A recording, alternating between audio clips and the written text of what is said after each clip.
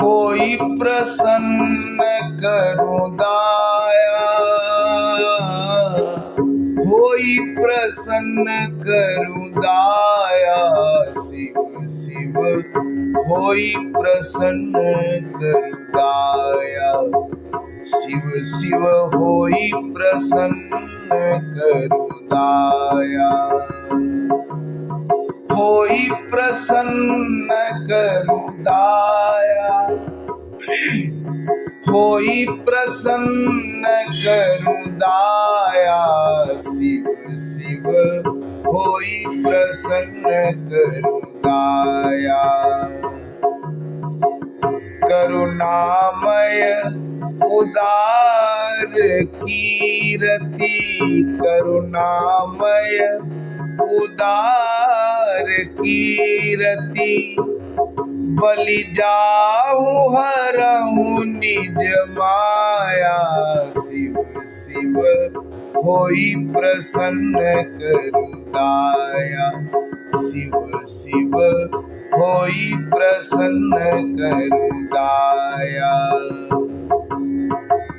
जलज नयन गुण अमय, जलज नयन गुणयन मयन रिपु, जलज नयन गुण अयन मयन रिपु, महिमा जानन कोई,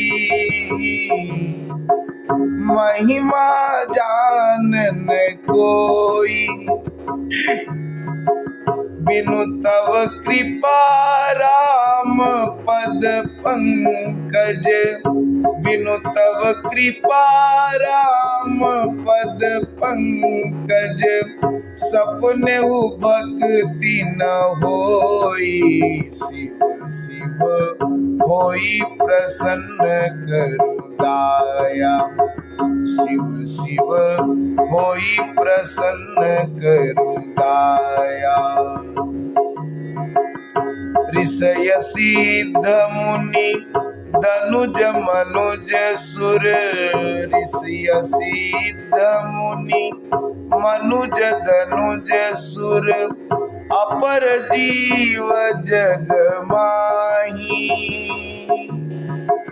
तव पद विमुखन पार पाव को, तव पद विमुखन पार पाव को, कल्प कोटि चली जाहि, शिव शिव होई प्रसन्न करूं दाया, शिव शिव होई प्रसन्न करूं दाया, यही भूषण दूषण रिपु सेवक, यही भूषण दूषण रिपु सेवक, देव देव त्रिपुरारी, देव देव त्रिपुरारी, मोहनिहार दिवाकर शंकर, मोहनिहार दिवाकर शंकर, शरण शोक भयहारी, शिव शिव होई प्रसन्न करूं दाया, शिव शिव होई प्रसन्न करूं दाया,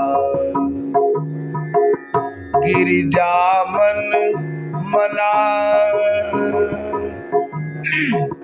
गिरिजामन मानस मराल, काशी श्मशान निवासी, काशी श्मशान निवासी,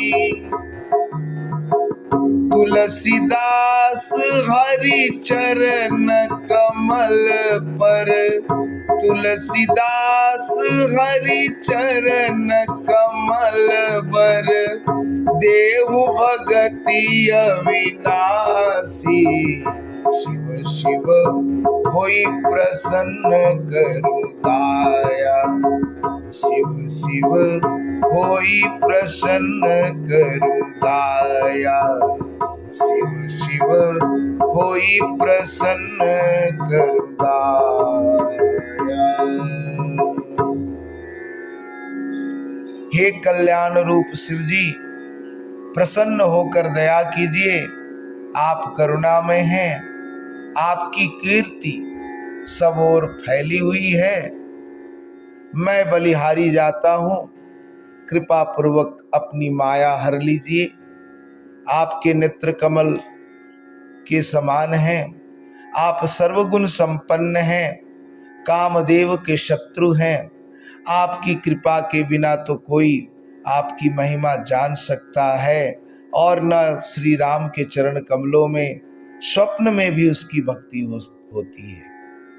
ऋषि सिद्ध मुनि मनुष्य दैत्य देवता और जगत में जितने जीव हैं वे सब आपके चरणों से विमुख रहते हुए करोड़ों कल्प बीत जाने पर भी संसार सागर का पार नहीं पा सकते। सर्प आपके भूषण हैं। दूषण को मारने वाले भगवान श्री राम के आप सेवक हैं। आप देवाधिदेव हैं, त्रिपुरासुर का संहार करने वाले हैं। हे शंकर, आप मोह रूपी कोहरे का नाश करने के लिए साक्षात सूर्य हैं। शरणागत जीवों का शोक और भय हरण करने वाले हे काशीपते, हे श्मशान निवासी, हे पार्वती के मन रूपी मान सरोवर में विहार करने वाले राजहंस, तुलसीदास को श्री हरि के श्रेष्ठ चरण कमलों में अनपायनी भक्ति वरदान कीजिए। ये विनय पत्रिका में भगवान शंकर का भजन था जो प्रस्तुत हुआ। और आज आप सब सुने श्री शिव महापुराण रुद्र संहिता सती खंड का 21वें अध्याय में कैलाश पर्वत पर भगवान शिव एवं सती की मधुर लीलाएं। भगवान शंकर का सती के साथ विवाह हो गया। भगवान शंकर वृषभ पर आरूढ़ होकर सती के साथ कैलाश पर आ गए। अब इसके बाद की कथा। नारद जी बोले, हे तात, हे अनघ, आप सर्वज्ञ की बात ठीक है। आपके द्वारा मैंने शिवा के अत्यंत अद्भुत एवं कल्याणकारी चरित्र को सुना। समस्त मोहों को दूर करने वाले परम ज्ञान संपन्न मंगलायन तथा उत्तम विवाह कर्म का वर्णन भी अच्छी प्रकार से सुना। हे महाप्रज्ञ, फिर भी शिव जी एवं सती के अत्यंत मनोहर एवं उत्तम चरित्र को सुनने की प्रबल इच्छा है। अतः आप मुझ पर दया करके पुनः उसका वर्णन कीजिए। ब्रह्मा जी बोले, हे मुने, आपकी इच्छा परम दयावान शिव जी की लीला सुनने में लगी हुई है। यह तो परम सौभाग्य की बात है। हे सौम्य, जो आपने मुझे शिव जी की लीला का वर्णन करने के लिए बार बार प्रेरित किया है। हे नारद, शिव जी ने दक्ष प्रजापति की कन्या एवं जगत जननी देवी सती के साथ विवाह कर उन्हें अपने स्थान पर ले जाकर जो कुछ भी किया उसे आप सुने। हे देवर्षि, दक्ष से विदा होने के बाद महादेव जी गणों सहित अपने आनंददायक स्थान पर जाकर बड़ी प्रसन्नता के साथ अपने परम प्रिय वाहन नंदीश्वर से उतरे। हे देवर्षि, इस प्रकार सांसारिक लीला करने में प्रवीण सतीपति सदाशिव यथा योग्य अपने स्थान में प्रवेश कर अत्यंत हर्षित हुए। इन महादेव जी ने सती को प्राप्त कर लेने के उपरांत अपने नंदी आदि समस्त गणों को पर्वत की कंदरा से बाहर भेज दिया। विदा करते हुए उन नंदीश्वर आदि समस्त गणों से करुणा सागर शिवजी लौकिक रीति का अनुसरण करते हुए मधुर वचनों से कहने लगे, हे गणों, जिस समय मैं आप लोगों का स्मरण करूं तब आप लोग मेरे स्मरण का आदर करते हुए शीघ्र मेरे पास चले आइए। शिव जी के ऐसा कहने पर महावेगवान महावीर नंदी आदि वे सभी गण अपने अपने स्थान को चले गए। उन गणों के चले जाने के अनंतर परम कौतुकी शिवजी बड़ी प्रसन्नता पूर्वक एकांत में सती के साथ विहार करने लगे। शिवजी कभी वनों से तोड़कर लाए हुए पुष्पों की मनोहर माला बनाकर सती के हार स्थान अर्थात हृदय में पहनाते थे। कभी कभी जब देवी सती अपना मुख दर्पण में देख रही होती थी, उस समय शिवजी भी सती के पीछे जाकर अपना मुख देखने लगते थे। वे कभी सती के कुंडलों को बार बार पकड़कर हिलाने लगते थे, उन्हें सती के कानों में पहनाते और फिर निकालने लगते थे। कभी वे भगवान शंकर स्वभावतः लाल वर्ण वाले सती के चरणों को देदीप्यमान लाक्षारस से रंग कर अत्यधिक राग युक्त कर देते थे। सती का मुखावलोकन करने के उद्देश्य से जो बात दूसरों को के समक्ष भी कही जा सकती थी, उसे सती के कानों में कहते थे। वे कभी घर से दूर नहीं जाते थे, यदि दूर जाते भी तो शीघ्रता से वापस आ जाते थे और किसी बात को सोचती हुई सती के नेत्रों को पीछे से आकर अपने हाथों से बंद कर लेते थे। कभी वे अपनी माया से छिपकर वहीं जाकर सती का आलिंगन करते तो वे भयभीत होकर अत्यंत चकित होते हुए व्याकुल हो जाती थी।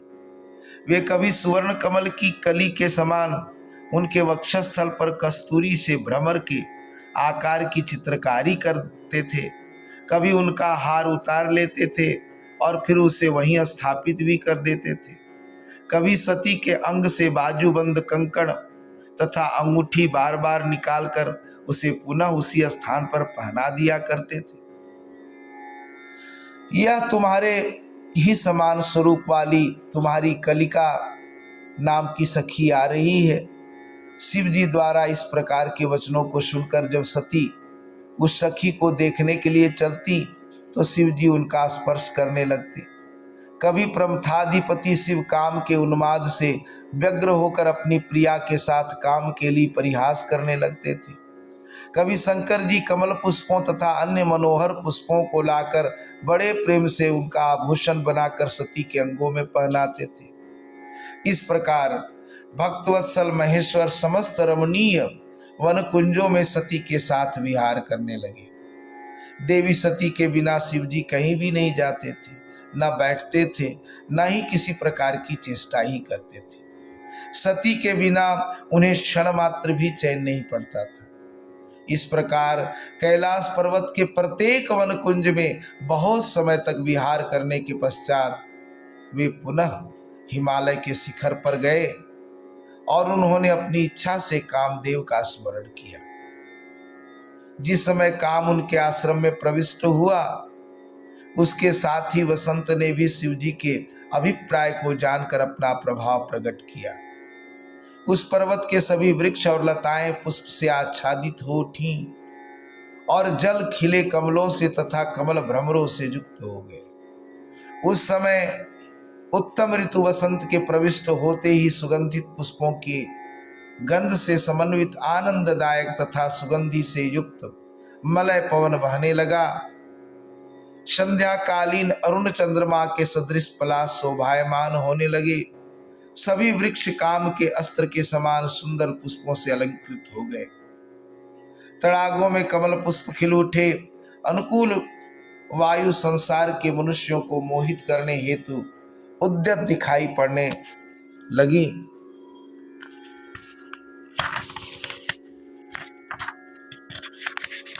भगवान शंकर के समीप नाग केसर के वृक्ष अपने स्वर्ण के समान पुष्पों से कामदेव की ध्वजा के समान मनोहर प्रतीत होने लगे। लवंग की लता अपनी सुगंधित सुरभित गंध से वायु को सुवासित करके कामी जनों के चित्त को मोहित करने लगी। मंडराने वाले तथा आम्र मंजरियों में गुंजार करने वाले भौरों के सुंदर समूह कामदेव के वानों के समान तथा काम से व्याप्त मदन के पर्यंक जैसे प्रतीत हो रहे थे। ज्ञान रूपी प्रकाश को प्राप्त कर जिस प्रकार मुनियों का मन प्रफुल्लित हो जाता है, उसी प्रकार खिले हुए कमल पुष्पों से युक्त निर्मल जल शोभा पा रहे थे। सूर्य की किरणों के संपर्क के कारण बर्फ पिघल कर बहने लगी। जल ही जिनका हृदय है, ऐसे कमल जल के बीच स्पष्ट रूप से दृष्टिगोचर हो रहे थे। रात्रि वेला में तुषार रहित रात्रियां चंद्रमा से युक्त होने के कारण प्रियतम के साथ सुशोभित होने वाली स्त्रियों जैसी प्रतीत हो रही थी। ऐसे मनोहारी वसंत काल में महादेव जी सती के साथ पर्वत कुंजों एवं नदियों में बहुत काल तक स्वच्छंदता से रमण करने लगे। और हे मुने, उस समय दक्ष कन्या देवी सती भी महादेव जी के साथ शोभा को प्राप्त हुई। शिव जी को सती के बिना क्षण मात्र भी शांति नहीं मिलती थी। शिव जी की प्रिया सती भी उन्हें रस का पान कराती हुई प्रतीत हो रही थी। शंकर जी खिले हुए नवीन पुष्पों की अपने हाथ से माला बनाकर सती के अंगों को सुशोभित करते हुए नए नए मंगल कर रहे थे। आलाप, अवलोकन, हास्य और परस्पर संभाषण आदि के द्वारा वे शंभु कभी उन गिरिजा को स्वयं सौत के रूप में भी दिखा देते थे। उन सती के चंद्रमुख का अमृत पान करने में सन्नद्ध शरीर वाले शिव अपने शरीर की अनेक अवस्थाएं कभी कभी दिखाने लगते थे। वे शिवजी सती के मुख कमल की सुगंधी, उनकी मनोहारी सुंदरता तथा प्रीतिपूर्ण चेष्टाओं में इस प्रकार बंध गए थे जैसे कोई बंधा हुआ हाथी किसी भी प्रकार की चेष्टा करने में अपने को असमर्थ पाता है। इस प्रकार वे महेश्वर हिमालय पर्वत के कुंजों, शिखरों पर और गुफाओं में सती के साथ प्रतिदिन रमन करने लगे। हे सुरसे, इस प्रकार उनके विहार करते हुए देवताओं के वर्ष के अनुसार 25 वर्ष व्यतीत हो गए। इस प्रकार श्री शिव महापुराण के अंतर्गत द्वितीय रुद्र संहिता के द्वितीय सती खंड में सती शिव क्रीड़ा वर्णन नामक 21वां अध्याय पूर्ण हुआ। नमस्तुभ्यं नमस्तुभ्यं नमस्तुभ्यं नमस्तुभ्यं श्री शिवाय नमस्तुभ्यं श्री शिवाय नमस्तुभ्यं। तो ये था 21वां अध्याय और कल 22वें अध्याय में आप सब सुनेंगे सती और शिव का विहार वर्णन। आज के लिए इतना ही। धन्यवाद।